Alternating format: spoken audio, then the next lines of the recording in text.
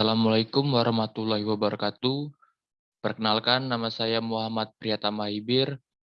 Di sini saya akan menjelaskan cara menginstal dan menjalankan aplikasi Kigis.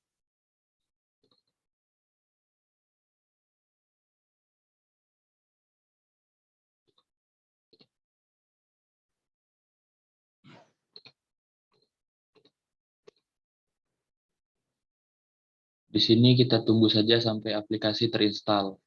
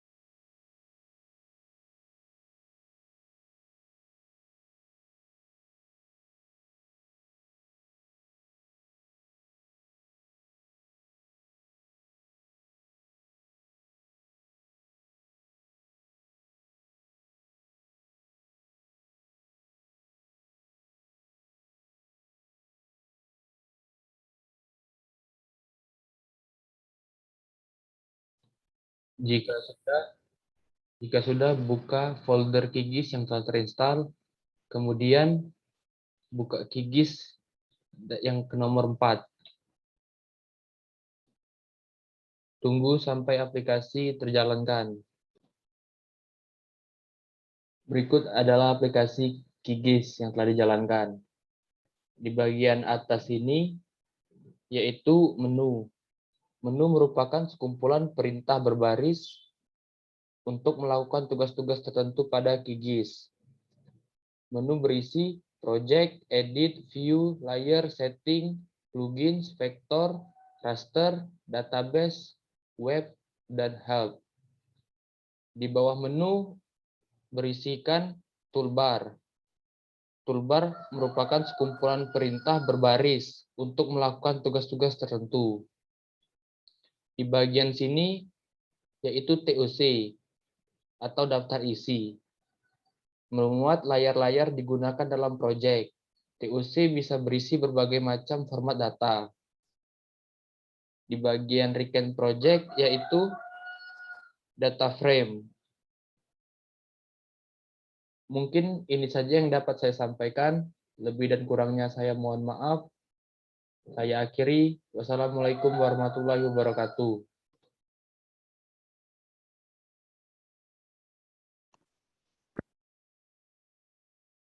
Assalamualaikum warahmatullahi wabarakatuh. Perkenalkan, nama saya Muhammad Priyatama Maibir dengan NIM 050213172289. Pada hari ini saya akan mengenalkan menu-menu dan toolbar serta perintah dasar QGIS. Di sini saya menggunakan QGIS versi 2.16. Baiklah, pada halaman ini kita akan melihat menu-menu yang ada pada QGIS. Pada bagian atas adalah menu-menu barnya seperti program lainnya. Di sini akan tersimpan informasi atau menu utama dari setiap software tersebut. Misalkan di sini ada menu project. Kita bisa membuat halaman baru, membuka project yang sudah tersimpan, atau mengatur project yang ada di project properties. Di sini terdapat tab general, CRS, identity layers, dan tab-tab lainnya. Pada menu edit, di sini gunanya seperti undo, redo, cut, dan tool-tool lainnya. Pada menu view, di sini terdapat tool seperti pen map, zoom in, zoom out, dan lainnya.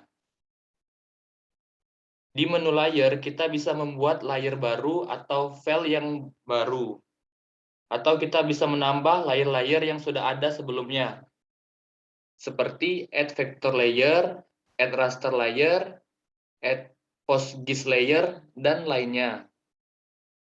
Di menu setting terdapat custom CRS, style manager, configure shortcut, dan lain sebagainya. Pada menu plugin, kita dapat menambahkan plugin-plugin yang baru. Di menu vektor, di sini kita bisa mengedit data vektornya. Sedangkan di menu raster, hampir sama seperti menu vektor, tapi lebih ditujukan pada data raster. Misalkan pada georeferensi. Georeferensi untuk memasukkan data gambar yang belum memiliki koordinat menjadi data spasial. Kemudian di projection, kita bisa mengatur atau mengubah proyeksi atau sistem koordinat dari data yang kita miliki. Kemudian di sini terdapat menu database, web, dan help. Di bagian bawah sini adalah project toolbar. Ini sama saja dengan yang di menu bar. Di sini hanya mempercepat agar tidak membuka menu-menu yang ada di bar. Sedangkan di bawah sini adalah menu editing. Nanti akan aktif ketika kita sudah memiliki data. Di sini, di halaman kosong, kita bisa kita klik kanan dan akan muncul perintah yang bisa kita centang.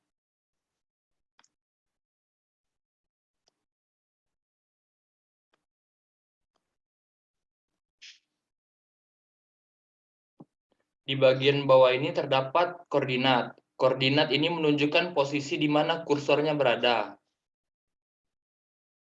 Di skala, kita bisa mengedit manual atau yang sudah ada di sini. Di magnifier atau pembesar, kita bisa membesar tampilannya berapa persen, dan di bagian rotasi kita bisa mengedit mau berapa derajat. Dan EPSG adalah sistem koordinatnya. Baiklah, sebagai contoh kita akan langsung menampilkan peta. Langsung saja add vector layer, browser. Nah, di sini saya menggunakan file SHP.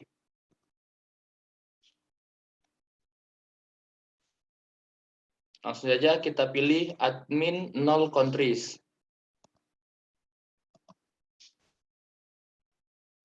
Sekarang kita akan melihat isi dari data yang telah kita masukkan. Kita bisa melakukan klik identify feature dan pilih polygon.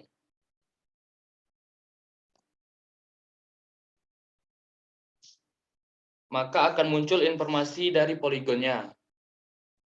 Selain menggunakan identify feature, kita juga bisa menggunakan atribut table.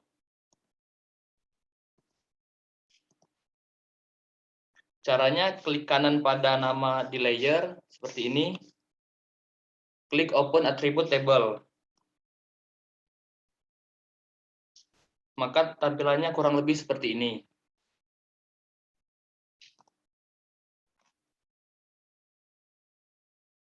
Berikutnya kita akan memilih negara dengan populasi penduduk lebih dari 100 juta jiwa. Caranya kita pilih select feature using an expression. Kemudian kita pilih bagian fields and value. Kemudian kita pilih population estimation atau POPS.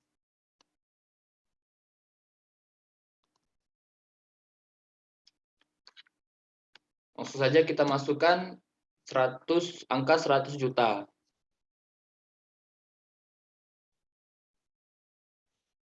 Kemudian klik select. Nah, tampilannya akan seperti ini. Ini adalah negara dengan jumlah penduduk di atas 100 juta jiwa.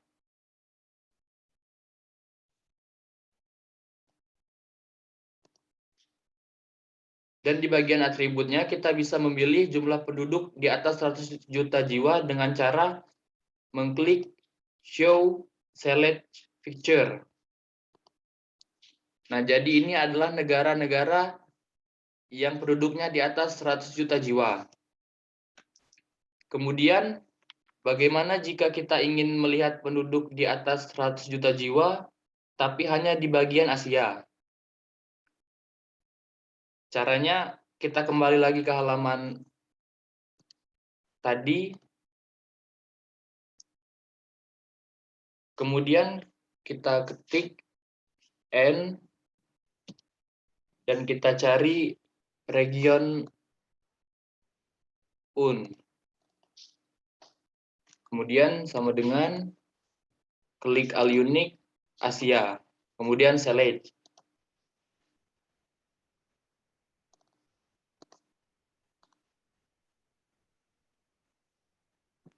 Maka tampilannya akan seperti ini. Ini adalah negara yang ada di Asia dengan penduduk di atas 100 juta jiwa. Baiklah, mungkin ini saja yang dapat saya sampaikan. Lebih dan kurangnya saya mohon maaf. Saya akhiri. Wassalamualaikum warahmatullahi wabarakatuh.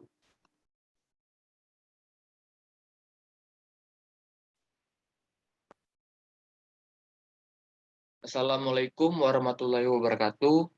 Perkenalkan, nama saya Muhammad Priyatama Hibir dengan NIM 05021387112289.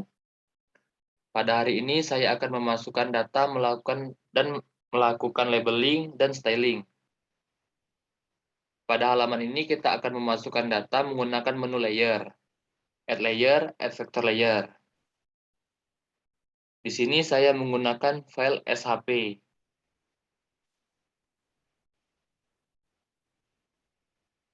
Jika sudah tampil seperti ini, kita akan melanjutkannya, yaitu memilih poligon sama seperti video sebelumnya. Tetapi jika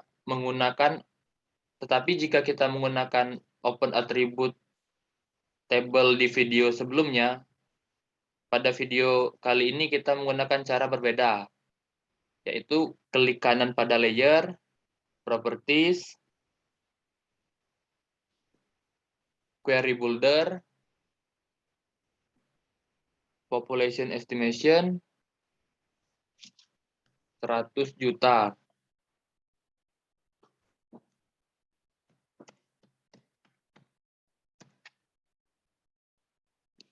Nah, di sini ada 13 negara yang memiliki populasi di atas 100 juta jiwa.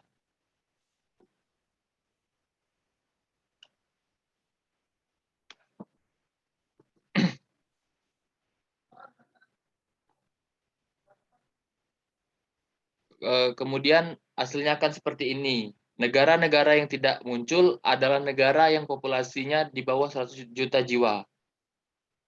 Bagaimana jika saya ingin tetap memasukkan negara yang tidak terpilih? Caranya, duplicate layers,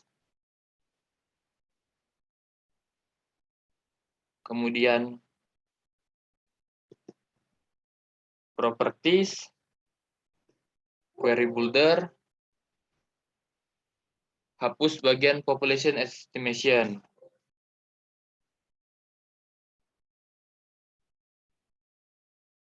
Kemudian ubah warna pada layer yang satu ini. Caranya klik style, kemudian misalnya saya ambil warna hijau di sini.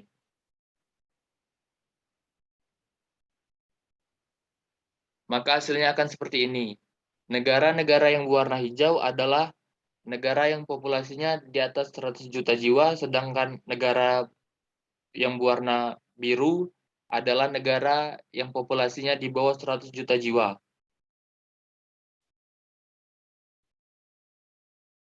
Selanjutnya, bagaimana jika saya hanya ingin menggunakan satu layer tanpa adanya duplikat? Caranya, klik kanan pada nama di layer, kemudian properties,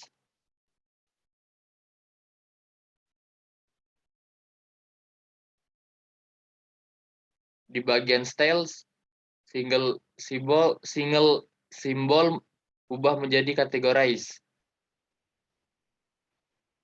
Kemudian pilih admin, classify, apply. Oke. Kemudian kita hapus bagian population estimation yang sebelumnya. Kita balik lagi ke query builder, kemudian hapus population estimation.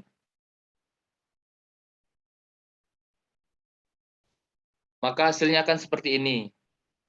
Negara-negara yang berwarna-warni adalah negara yang penduduknya di atas 100 juta jiwa.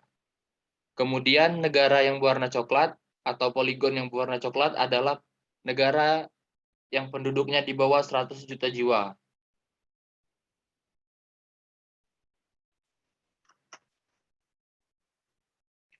Kita juga bisa mengubah warna poligonnya. Caranya,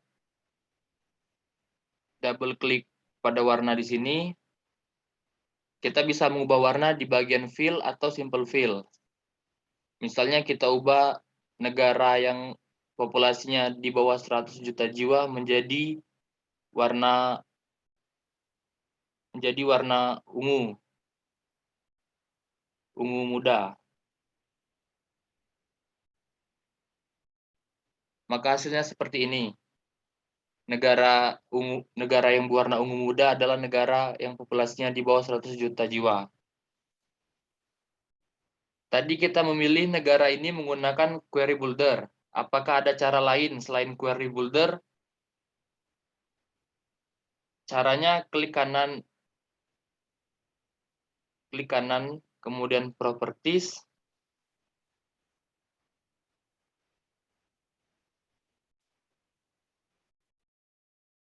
kemudian pilih bagian style, klik bagian expression, dan kita ganti admin menjadi population estimation.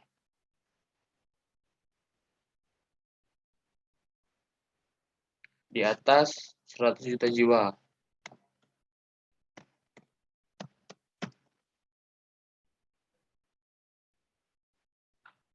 Classify, yes, kemudian oke. Negara yang berwarna biru adalah negara yang populasinya di atas 100 juta jiwa, kemudian yang berwarna merah adalah di bawah 100 juta jiwa. Apakah ada model yang lain? Caranya klik kanan pada nama di layer, properties, ubah kategori menjadi graduated, kemudian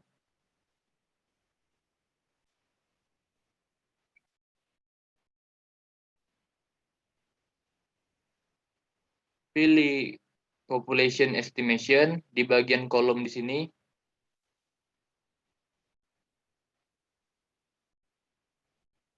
Kemudian klik classify.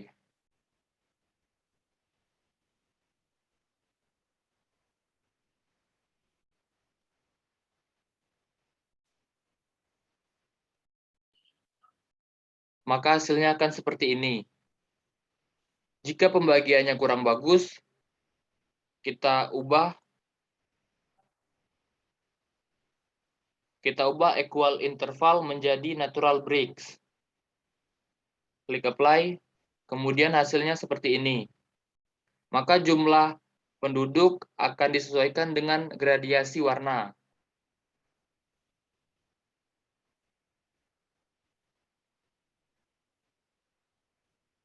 Berikut adalah data jumlah penduduk sesuai dengan gradiasi. Selanjutnya kita akan mengganti lagi pewarnaannya.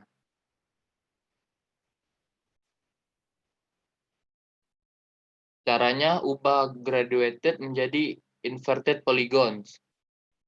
Di bagian sub render, ubah menjadi single symbols.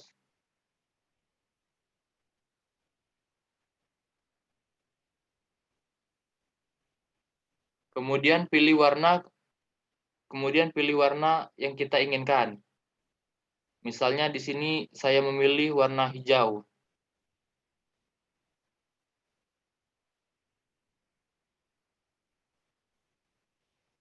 Maka yang terjadi adalah kebalikannya. Jika tadi yang berwarna adalah daratannya, maka sekarang yang berwarna adalah lautannya. Artinya dibalik. Sekarang kita akan mengubah daratan penuh warna. Caranya, klik kanan pada layer, nama pada layer, properties, ubah inverted polygon menjadi categorize, kemudian di bagian expression, kita pilih admin.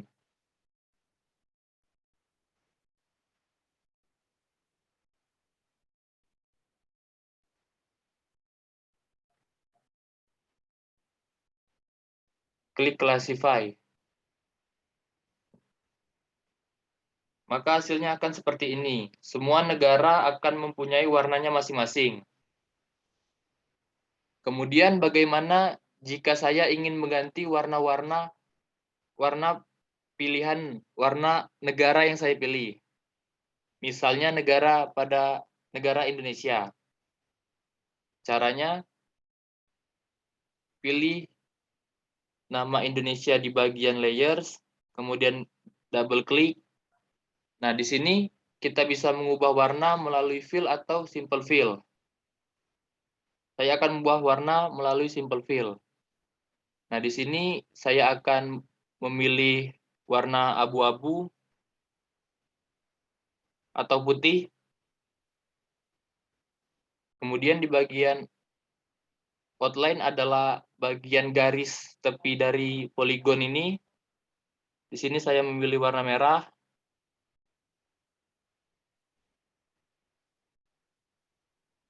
Di bagian fill style bisa kita ubah menjadi apa yang kita mau. Misalnya saya mengubahnya menjadi diagonal X.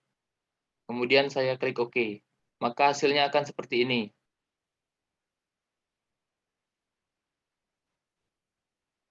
Diagonal X akan muncul.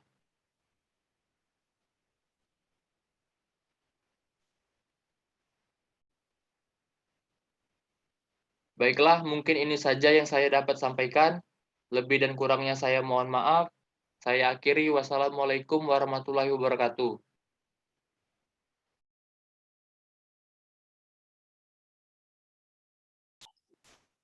Assalamualaikum warahmatullahi wabarakatuh. Perkenalkan, nama saya Muhammad Priyatama Hibir dengan NIM 0502138172289. Di sini, pada tahap kali ini saya akan melakukan entry data melalui Open Attribute Table. Di sini saya sudah membuka petanya, dan saya sudah mendissolve peta sesuai dengan kebutuhan, yaitu wilayah berdasarkan kecamatan. Selanjutnya, saya akan mengentry data yang ada di wilayah ini.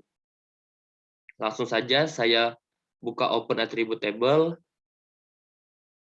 Kemudian di sini berisi data-data yang tersedia dari sumber SHP. Ada beberapa data yang kita tidak butuhkan.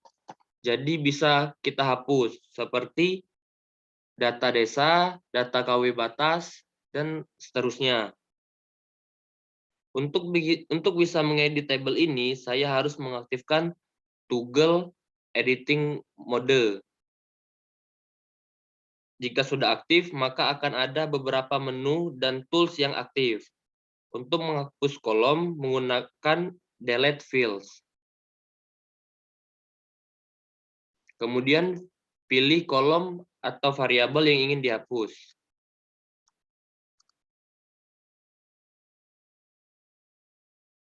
Jika sudah, hasilnya akan jadi seperti ini.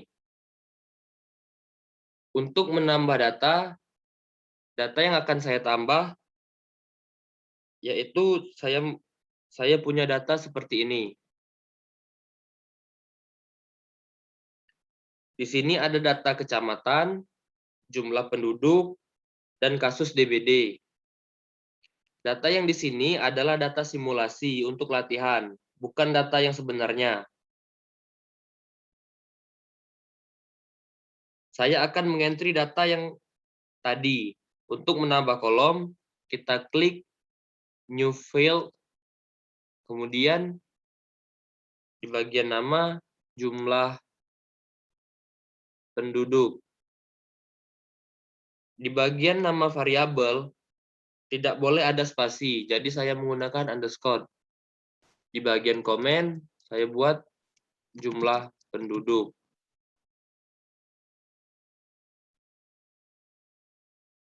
Di bagian tipe, pilih whole number. Kemudian di bagian length, nah length adalah berapa digit angka maksimal yang digunakan. Misalnya di sini 6 digit, maka kita isi dengan angka 6. Length boleh lebih, tapi tidak boleh kurang. Lalu kita klik OK. Kemudian kita isi jumlah penduduk ini karena masih 0, kita isi dengan jumlah yang di sini.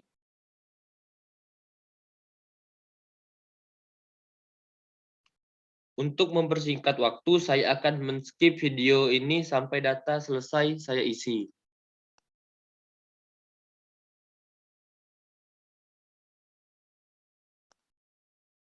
Di sini saya sudah mengisi data di atribut table. Saya sudah mengisi jumlah penduduk dan jumlah kasus DBD. Selanjutnya saya akan menggunakan fungsi file kalkulator QGIS.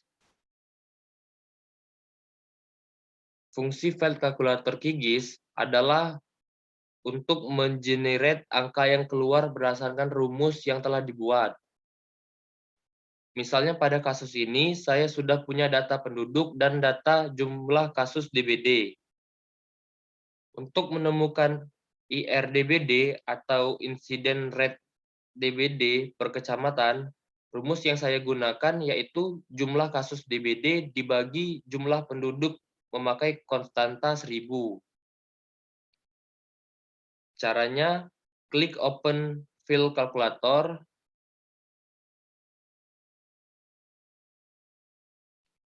kemudian di bagian nama tulis IRDBD, di bagian file tipe pilih decimal number, di bagian length saya buat 5 dan precision saya buat 2. Untuk rumusnya kita tulis di expression dan kita menggunakan data yang telah kita punya. Data yang kita punya bisa dilihat dari fill and value. Kemudian klik kasus DBD, dibagi jumlah penduduk. Jangan lupa kasus DBD dan jumlah penduduk dibuat dalam kurung. Kemudian dikali dengan angka 1000.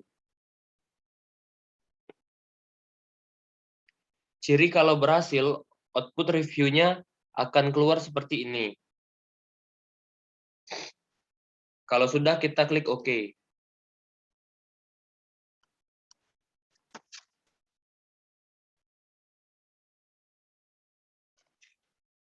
Maka otomatis akan ada variabel atau kolom baru hasil dari perhitungan tadi. Jika sudah, kita nonaktifkan pensil ini, kemudian klik Save. Peta ini sudah memiliki data jumlah penduduk, data kasus DBD, dan IRDBD. Cara melihatnya, kita klik di bagian poligonnya, maka akan terdapat jumlah penduduk dan jumlah penduduk, kasus DBD, dan IRDBD. Mungkin ini saja yang dapat saya sampaikan. Saya akhiri. Wassalamualaikum warahmatullahi wabarakatuh.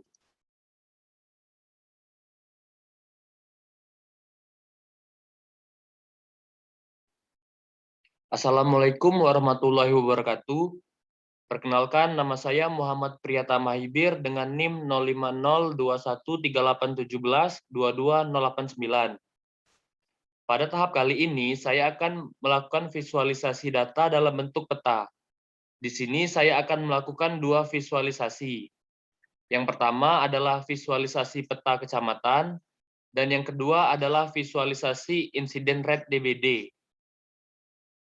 Baiklah, di sini saya akan melakukan visualisasi pertama, yaitu visualisasi peta wilayah kerja atau peta administrasi kecamatan. Jadi, setiap bagian di peta ini mewakili setiap kecamatan. Sebelumnya, kita ubah dulu namanya. Klik kanan pada Dissolve, kemudian Rename Layer. Kemudian saya akan mengubah namanya menjadi Makassar Kecamatan.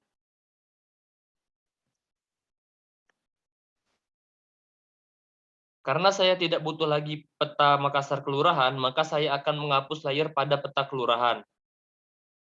Sekarang kita hanya menggunakan peta kecamatan.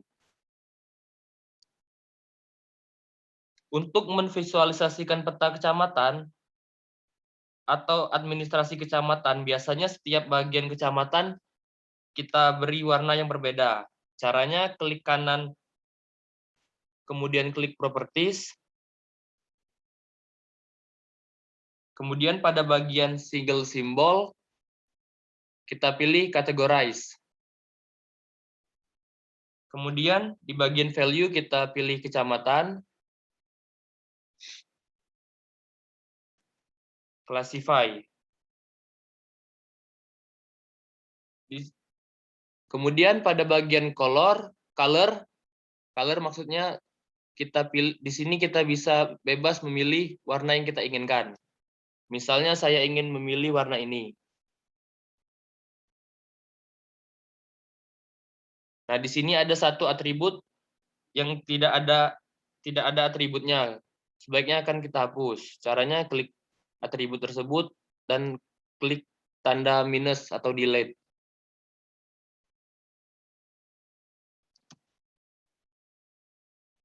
Kemudian klik OK. Maka setiap bagian akan memiliki warna yang berbeda-beda. Selanjutnya kita akan memberi label pada setiap bagian karena kita tidak tahu ini kecamatan apa.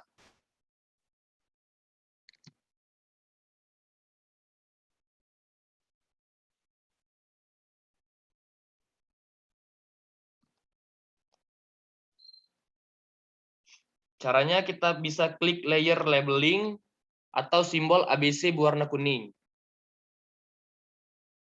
Kemudian kita pilih single labels, value-nya kita pilih kecamatan.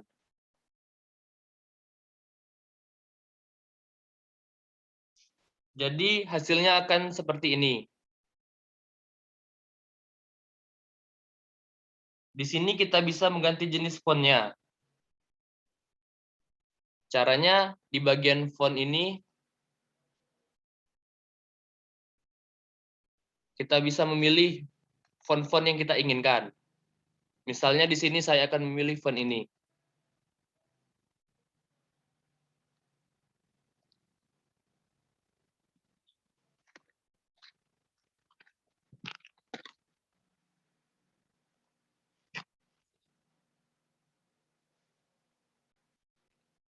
Kemudian jika mengaktifkan buffer seperti ini, maka akan muncul warna putih di pinggiran tulisan. Kita bisa mengganti warna putih ini, caranya pilih color di bagian sini, kemudian pilih warna yang kita inginkan. Misalnya di sini saya pilih warna biru muda. Maka hasilnya akan seperti ini. Ini adalah contoh penyajian atau visualisasi data peta wilayah kecamatan. Selanjutnya, saya akan melakukan visualisasi insiden rate DBD dari data yang sudah di-entry sebelumnya. Saya akan merubah peta ini dalam bentuk visualisasi insiden rate DBD. Saya ingin tahu wilayah mana yang paling tinggi insiden rate DBD-nya. Caranya klik kanan pada bagian layers, kemudian properties,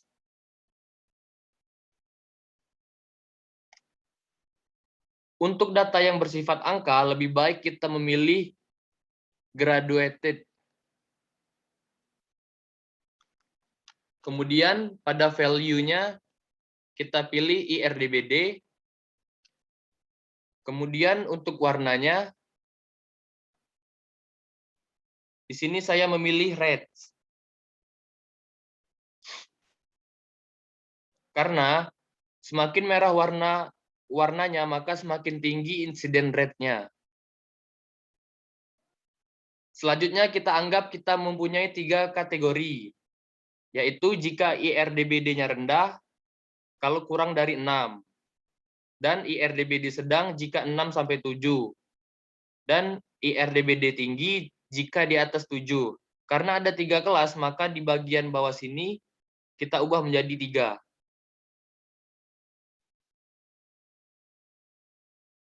Kemudian kita akan merubah value-nya di sini.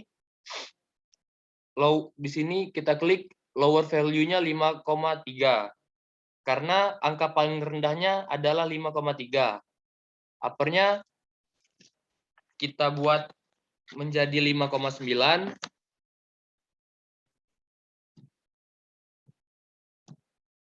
Kemudian klik OK.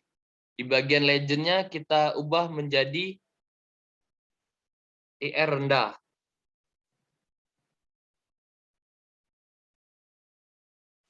Kemudian di bagian kedua 5,9 sampai 7,0. Di bagian legend-nya kita ubah menjadi ER sedang.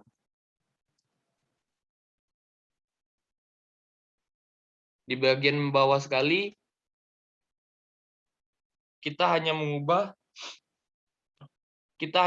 legend-nya saja. Kita tidak perlu mengubah value-nya. Kita ubah menjadi IR tinggi.